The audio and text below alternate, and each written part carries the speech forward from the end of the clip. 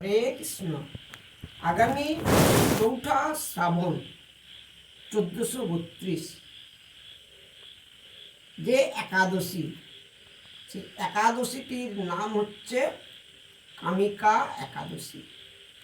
গোস্বামী মতে ওই দিন একাদশী তিথি ব্রত পালন করতে হবে এবং পরের দিন 6টা 12র মধ্যে একাদশী পালন। ব্রহ্ম বৈবর্ত পুরাণে উল্লেখ করা আছে, স্বয়ং রাজা যুধিষ্ঠির ভগবান শ্রীকৃষ্ণকে জিজ্ঞাসা করছে যে শ্রাবণ মাসে কৃষ্ণপক্ষের যে একাদশী, সেই একাদশীর নাম কি?